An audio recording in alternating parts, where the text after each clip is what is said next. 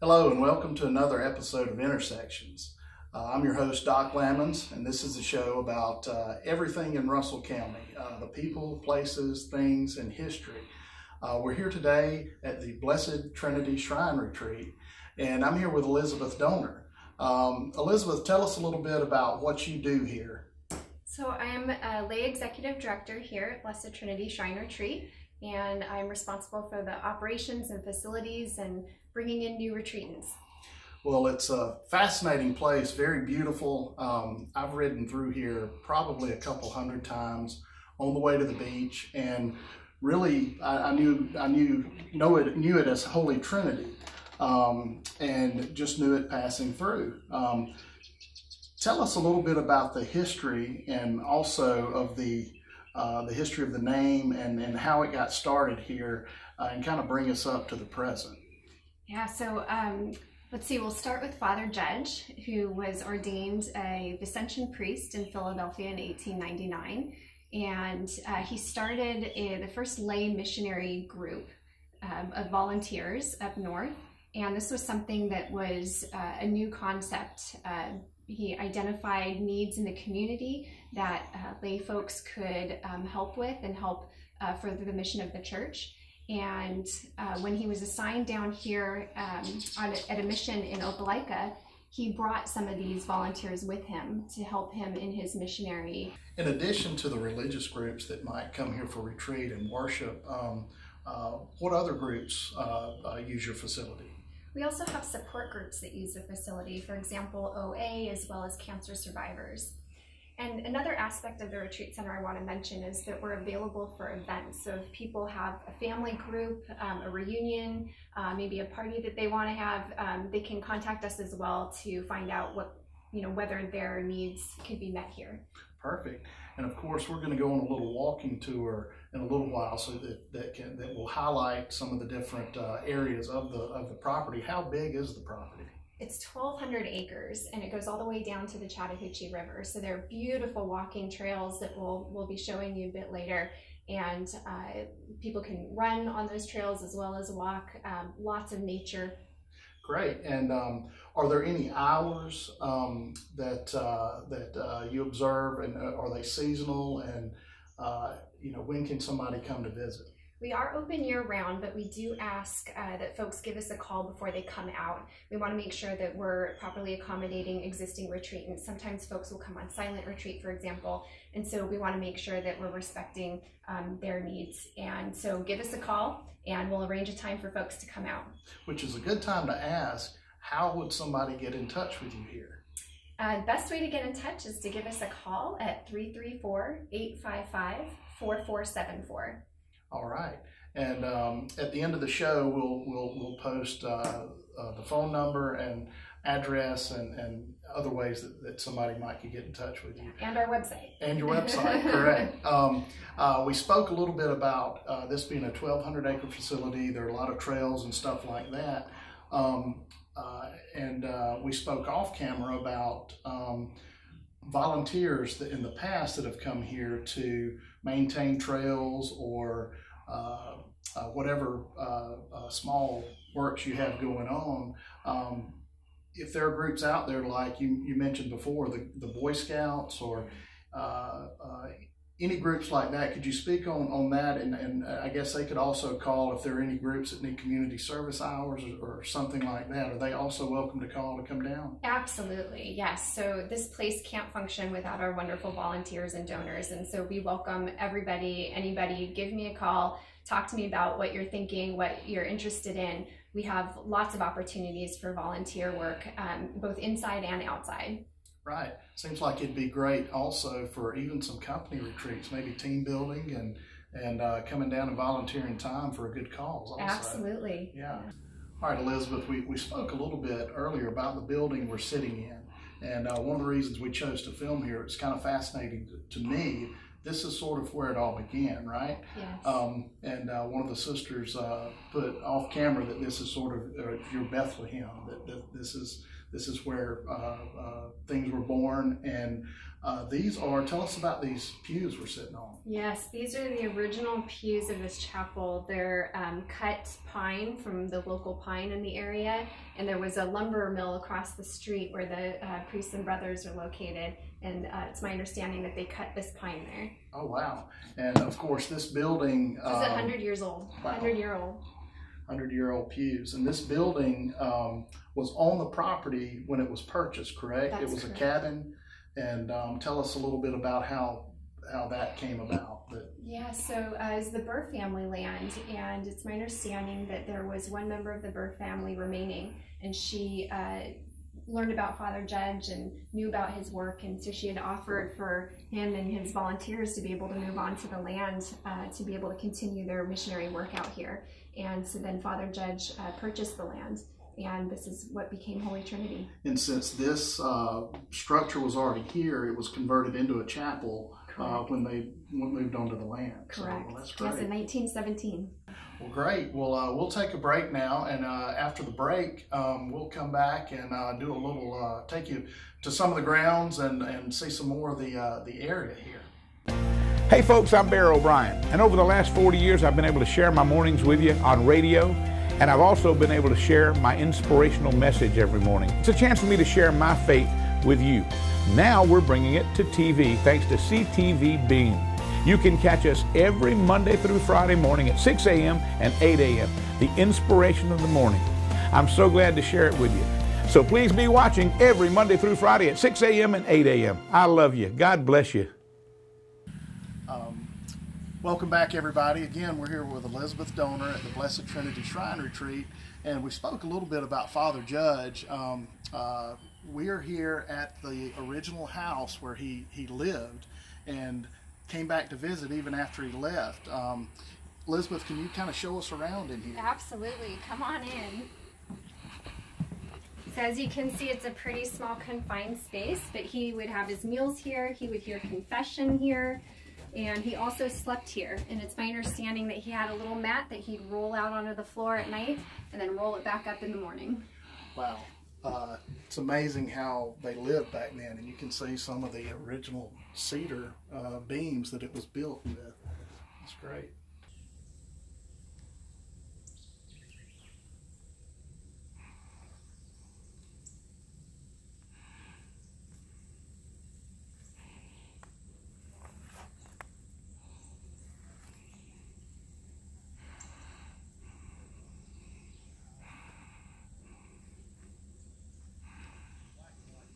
All right, and we're here at another outbuilding at the retreat.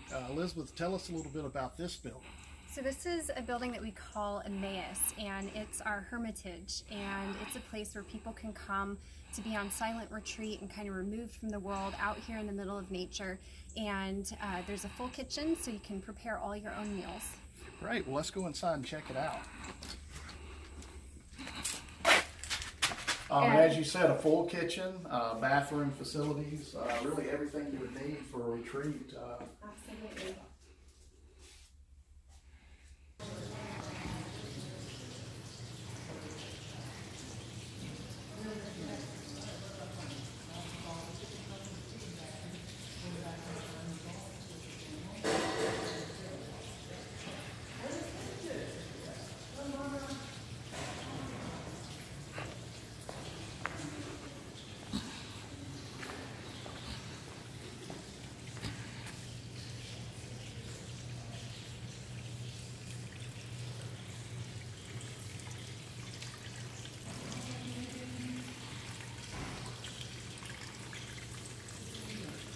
We're in the entrance in the lobby. Elizabeth, tell us a little bit about the banner. Yeah, so we had mentioned that the Missionary Servants in Most Blessed Trinity is the religious congregation that owns and runs this retreat center. And this banner tells you a little bit about who they are, some of the members of their community, as well as capturing their emblem, which is part of the windows in the church up in the Mother House in Philadelphia. And then also you see here, be a power for good. And this is part of calling of Father Judges, which is to be good, do good, and be a power for good. Well, great. And let's walk in here and see a picture of Father Judge. All right, Elizabeth, you have an impressive collection of Marys. Will you tell us the story behind these? Yes, so there was a priest, and he was going on a lot of travels for his missionary services, and people started giving him gifts of Mary statues from all over the world representing their countries and cultures. And then he decided to leave the collection here for the sisters to manage. And when people started coming to the retreat center to come on retreat, they saw the statues and got excited and have sent many more Mary statues representing their own countries and cultures. So we now have quite the collection. All right, Elizabeth, we filmed the first part of the show in the original old chapel. We're now in the new chapel. Tell us a little bit about this place. So this is the new chapel, as you mentioned, and it was built as part of the retreat center in 1964. And it accommodates up to 100 people, a little over 100 people comfortably. And in addition to being a chapel, it could also be used as a meeting space.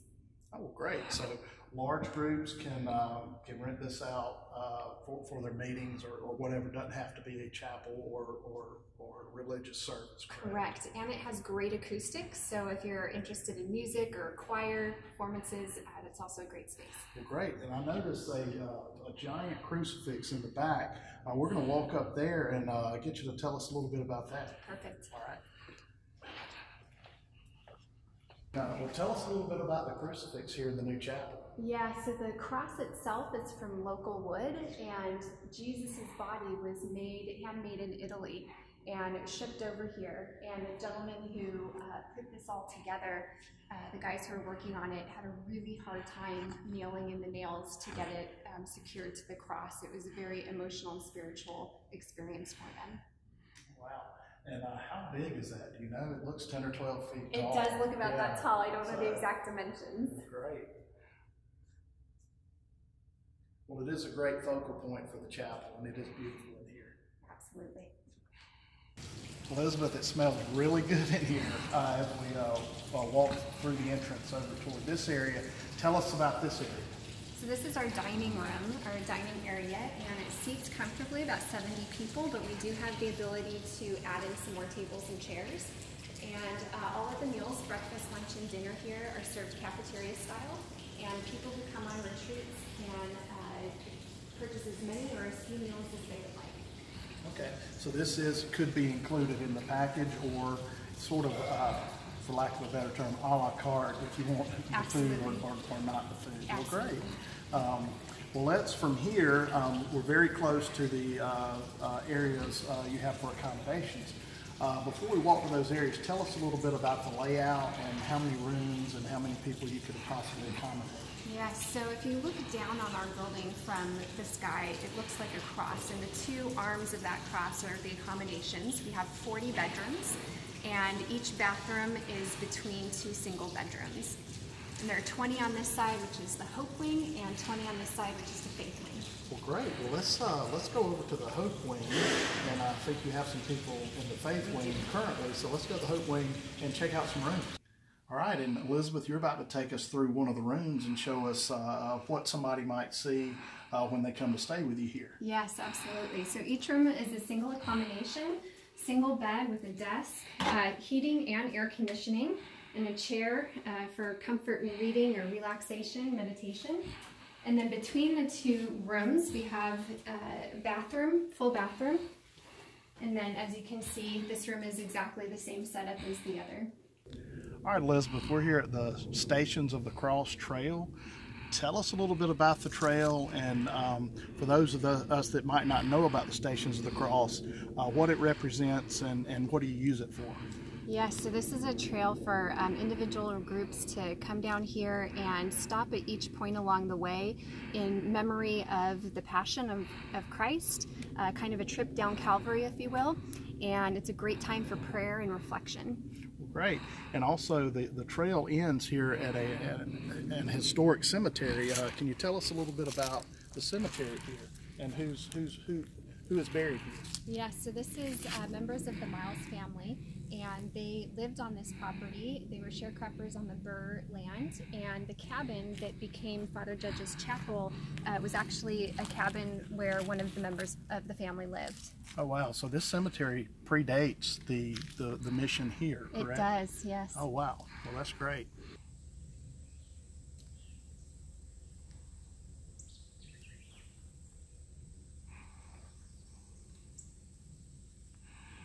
All right, here we are with Elizabeth at another landmark on the property. Tell us a little bit about this. Yes, so in 1924, the original mother house was built here on the property, all from native pine trees on the property, and you can see a rendering of it on this sign. Unfortunately, in 1930, it burned down, and the remains that we have is right here, which is part of a storage facility, underground storage unit that was attached to the mother house. And explain to us what a little bit more about what the mother house is. What did it house, and was it similar to what you've got now? Well, it was similar in the sense of purpose. It was there for the sisters to be living and being on mission and serving those in need, as well as people coming out here for retreat. And the difference is that it was a two-story pine structure, and it housed more than 100 people.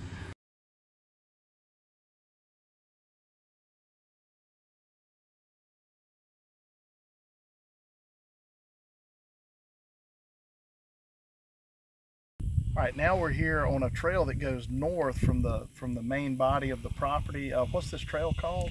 It's a ridge trail, and it has a beautiful look out over the valley. Yeah, and behind us you can see the valley, the Chattahoochee River Valley, and if you look really close at the break in the trees, that's where the river comes through. Also, we're at a rest stop on the trail. Tell us a little bit about the rest places on each of your trails out here. Yeah, so most of the trails do have rest stops with benches or chairs to sit in about every quarter of a mile. Okay, so you can kind of take in the sights and rest up or meditate on your way through the trail. Absolutely. So, great. Well, this is beautiful, beautiful view. So.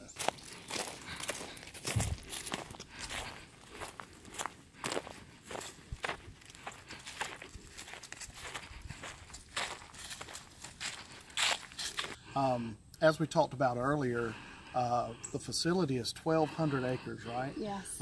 We're here at another landmark, and just would like everybody to know that we had to drive down quite a ways on one of the trails. It's not all just in one spot. You've got a lot spread out across the property. Tell us a little bit about this area. So this is what we call our grotto, and this is a place where people come on pilgrimage and spend time here in prayer and reflection. And as you can see, it's just a beautiful natural spot, birds singing. Yeah, it's very beautiful. We saw a lily blooming down on the creek. Just a lot of nature to take in, and a great place for meditation, I would think, and prayer. Yes. All right, here we are at another place of meditation at the Blessed Trinity Shrine Retreat. Elizabeth, tell us a little bit about this area. So this is our pond, and it's not too long of a walk to get here, and it's a great place, as you mentioned, for relaxation and meditation. And we do have fish in this pond, and it's just a beautiful, beautiful place. And we talked a little bit on the way over here about how well kept it is. I was noticing a lot of the areas, and our cameraman pointed out that it's very well kept. And I guess what I'm saying is it's fairly easy to get to all these places, right? Correct. Yeah, we have well marked paths. Well, great. Tell us a little bit about some of the structures. I noticed a covered area on the other side of the pond. Yes, there's a little gazebo on the other side of the pond, and a little seating area as well.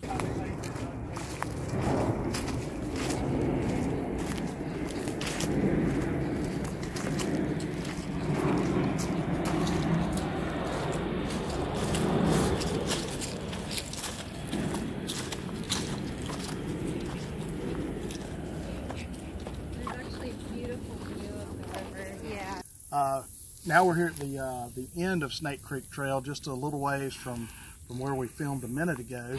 This is a beautiful view, Elizabeth. Is this the end of the 1.7 miles? Yeah, this is the 1.7 miles, and this is where you get, like you said, this amazing view of Snake Creek. Can't get much more beautiful than this. Yeah, and it's I've been really impressed again of how well kept everything is, and even though there's a lot of wildlife out here, tell us a little about all the wildlife you've got. Yeah, so we do have gators, so you do want to be careful down by the water. We have water moccasins, hogs, and we have deer, wild turkey. Tell us if somebody's interested in any of your retreats or having their own retreat, tell us how they can get in touch with you. Probably the best way is to give us a phone call, which is 334-855-4474. And you can also find information on our website, msbt.org/BTSR. And stay tuned at the end of the show. We'll have all of the contact information for you to write down and copy so you can get in touch with them. Elizabeth, you mentioned the retreat for runners. We've been on some of the trails. Tell us a little bit about the length of the trails. We've already visited the Northern Trail. How long is that trail? That trail is about 1.5 miles there and back from the retreat center. Mm-hmm. And then you have a trail all the way down to the Chattahoochee, which I hear is not just a beginner trail, but is a little more vigorous if you take it on. Yes, and that trail is 3 miles there and back, and when you're heading back from the river, it's all uphill. Oh, great. And also, tell us about the pavement you have and the length of that trail. Yes, if you want to stay on pavement, we do have a fantastic 7-mile trail heading out to one of the roads outside of our property, and back here, it's about 7 miles. Oh, great. All right. Thanks, Elizabeth. Welcome to the show Intersections. I'm your host, Doc Lammons. We're here today in Holy Trinity, and if you viewed our previous shows, we had a 2-part series at the Blessed Trinity Shrine Retreat, which is also in Holy Trinity. Today we're at St. Joseph's Parish with Roel Guevara. Thanks, Roel, for being with us today. I appreciate it. Yeah, and Roel's going to tell us a little bit about St. Joseph's Parish. Roel, how did the parish start? Can you give us a little bit of the history and kind of bring us up through the present day? Absolutely, and it goes back about 100 years. We have Father Augustine Judge, who back in 1917 kind of came down this way. Saw a need for the people in the area. They had a lot of farmers out here, children running around, and he decided to put most of his effort down here. So established a school for the children here, called up north to the folks of Boston and all the people he met along the way, and established a school for them, then a store and a post office, and then later on came the church and the seminary. Well, great. Of course, the church is off to our right. We just spoke a little bit off camera about the cemetery you have here. Tell us a little bit about who's here and maybe some notable figures that are buried out here. Right. Well, we have the cemetery here is where all our religious brothers and priests get buried. They have the choice to be buried locally where they're stationed, but most of them come back here. This is where it all started, so this is where they come to rest. Of note, we have probably about 20 veterans. Father Thaddeus was a World War II glider pilot, and we also have a few that served as medics in the beaches of Normandy, and then after that found religious life. Well, great. And of course, this is a show about Russell County. Give us some directions, possibly from Phenix City. How do you get to here? How long does it take to get to your location? Well, from Phenix City, probably about 30 minutes. Take 431 south till you hit 165, and go all the way down past Fort Mitchell till you hit mile marker 18, and we're on your right side. Well, great. We covered a little bit about the history of St. Joseph's Parish. Tell us a little bit about what is your mission currently, and what do you do on a day-to-day basis? So our missions is pretty widespread. We have a preschool here on the ground. Serves K2, 3, and 4. Obviously the chapel. We do have 2 parish halls, and we have a few outreach centers. One in Hurtsboro, John the 23rd, who serves the folks down there, and a few other ones that serve the needy. Well, great. And do you have weekly services here on Sundays? We actually have weekly services here on Sundays, daily masses that's split between here and the retreat center. Okay, great. Behind you and to your right, it was kind of fascinating sculpture. Tell us about the sculptor that did that piece of work there. So this sculpture, it's a statue of Father Augustine Judge, the founder of this congregation. It was brought to us, was commissioned. The person who actually did it was the same person who did the famous statue up in Notre Dame. Pretty fascinating. Also, we kind of skipped over, what is your function here at St. Joseph's Parish? I'm the administrator of the place. We're sitting on 1,600 acres, and before it used to have a seminary here, so you had a lot of religious brothers and priests to help out with the property, and no longer here anymore. So I pretty much help with the day-to-day functions, dealing with timber contracts, farms, the day-to-day operations, while the priests take care of the spiritual aspect of everything. Great.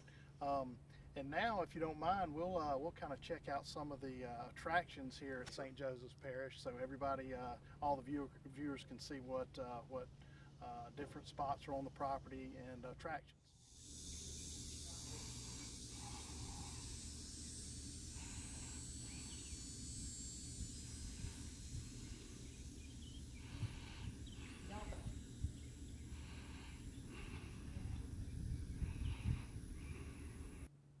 All right, Roel, tell us a little bit about the building we're standing in right now. So we're in the chapel was built in 1920, and the first Mass celebrated here was actually that Christmas.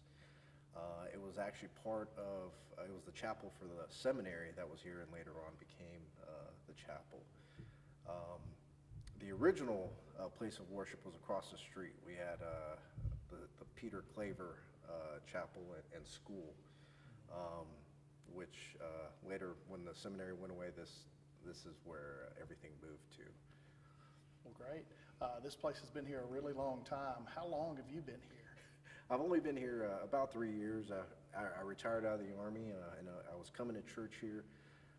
And as retirement drew near, the pastor asked what I had planned, and I didn't have anything at the time, and so he offered me a job as the administrator. Well, great. Well, 3 years, that seems like it's been a good fit so far.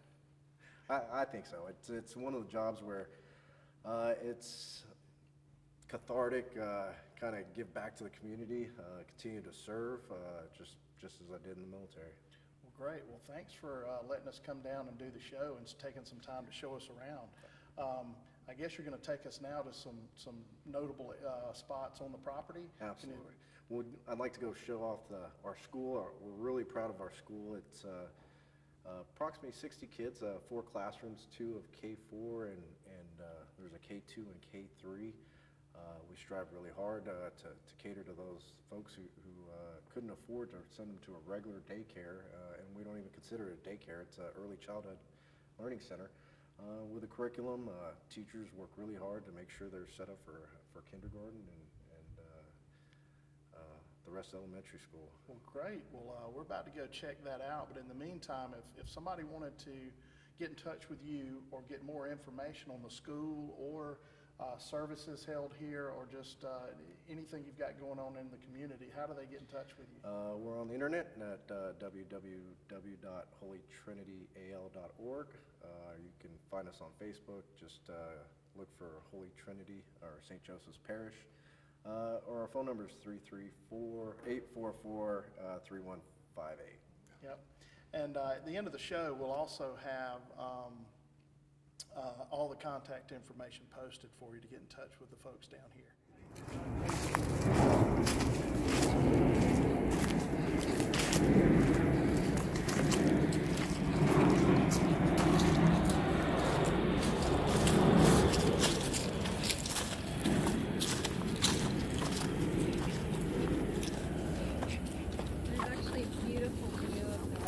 Yeah, down here. All right, welcome back, everybody. Roel, you've got some special guests here with us today, but one special guest in particular. Will you introduce her, please? Yes, I'd like to introduce Miss Lisa Smith. She's the director here at the Early Childhood Development Center. Can you tell us a little bit about the Childhood Development Center? For instance, what ages do you have here? Yes, sir. We are St. Joseph Child Development Center. Here we have 2 years of age all the way through 4 years old, which is our Alabama Pre-K. Right now we are currently enrolling in our 3-year-old program as well as our Alabama Pre-K program. We are here from 7:30 a.m. until 5:30 p.m. Monday through Friday. We welcome everyone to give us a call, check out our website, and come and visit us. Well, great. Well, I know that Roel and I were talking earlier that this isn't just a daycare, right? This is an educational experience. Is that correct? That is correct. This is a preschool. This is a learning facility here at St. Joseph Child Development Center here in Fort Mitchell. A lot of great things going on, and I know when we walked in, we were interrupting a little field trip of fire safety today. Absolutely. This is our Pre-K 1 classroom, and they're working on fire safety today, and they're going around trying to find all of our exit signs. They're trying to find the fire extinguishers. They're also trying to find, what else they're looking for, Ms. Clemens? We have a scavenger hunt here, so sprinklers, smoke detectors, exit signs, fire extinguishers, things like that. Well, great. Sounds like a lot of fun, and thanks a lot for your time and showing us around the place today. Okay, welcome, and don't forget to stop by St. Joseph CDC. You can check us out online, or you can check us out on our Facebook page. And great, and we'll have the contact information for the school up at the end of the show. Thank you.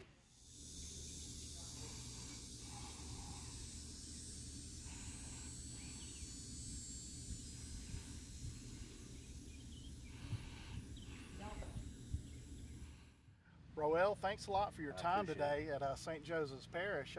Before we leave, there was an interesting tidbit of information you told me right behind us here. Tell us about who was born here. Well, right behind us, W.C. Bradley was born in there in that spot. He later on grew up and moved off into Columbus and did great things over there. His older sister was the heir to the property, and that's who we got the property from. Oh, great. That's an interesting fact. Well, thanks a lot again for your time today and showing us around the property. Hopefully viewers got a lot out of this and know a little bit more about you. If somebody wants to get in touch with you or get more information, how do they go about that? You can find us on the internet at holytrinityal.org or call us at 334-855-3148. Great. Thanks a lot, and thanks for joining us on Intersections today. Again, I'm Doc Lammons, and join us next time for the next show. Thank you.